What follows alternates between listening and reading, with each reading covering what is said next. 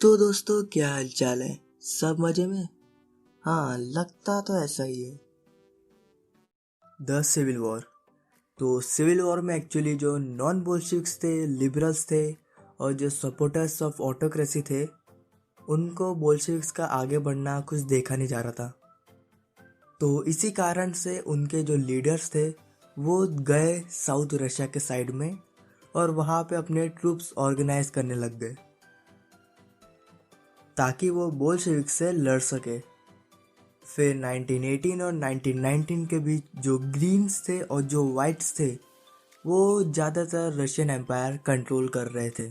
फिर जो होने वाला था वो हो गया, मतलब नॉन बोल्शेविक्स, लिबरल्स और सपोर्टर्स ऑफ ऑटोक्रेसी और बोल्शेविक्स के बीच एक सिविल वॉर चालू हो गया। इस सिविल वॉर के कारण रशिया में फमाइन्स वगैरह सब कॉमन थे। फिर जनवरी 1920 के दौरान जो बोल्शेविक्स थे वो हद से ज़्यादा रशियन एम्पायर कंट्रोल कर रहे थे।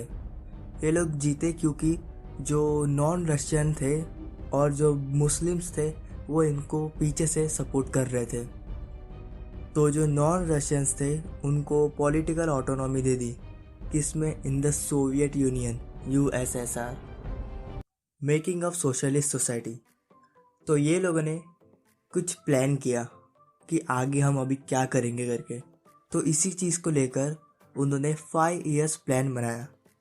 तो इस 5 इयर्स प्लान के अंदर बहुत से चेंजेस हुए, जैसे इंडस्ट्रियल प्रोडक्शन 1929 और 1933 के बीच बहुत तेज़ी से बढ़ गया, लगभग 100% से, in the case of coal, petroleum and steel. और स्कूलिंग सिस्टम भी बहुत अच्छे से डेवलप्ड हो गया और अरेंजमेंट कुछ ऐसे किए कि जो वर्कर्स थे फैक्ट्रीज, इंडस्ट्रीज़ में काम करते थे, उनको भी यूनिवर्सिटीज़ में आना अलाउ कर दिया।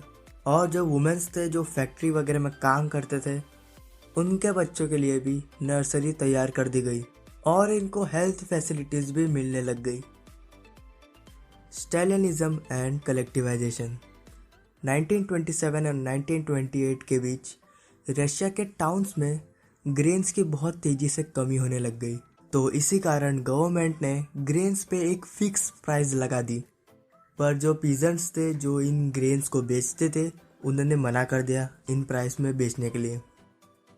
स्टालिन वो आदमी था, जब लेनिन की डेथ हुई थी तब उसी ने ही पार्टी को हेड किया था। स्टालिन ने इमरजेंसी मेजर्स इंट्रोड्यूस किए। फिर 1928 में पार्टी के मेंबर्स जहाँ पे ग्रेन प्रोड्यूस हो रहे थे वहाँ के चक्कर मारना चालू कर दिए और कुलकास पे रेड मारना भी चालू कर दिए। कुलकास वेल टू डू पीजेंट्स को कहा जाता है। तब के टाइम में जो ज़मीन थी वो सब में बांट दी गई थी और इन लोगों को मशीनरी, इंडस्ट्रियल वगैरह के चीज़ें चलाना था, तो इसके कारण इनको बड़ी ज़मीन चाहिए थी। तो इसके कारण इन्होंने कुलकास को एलिमिनेट करना चालू कर दिया और पीजेंट से भी ज़मीन छीनना चालू कर दिया।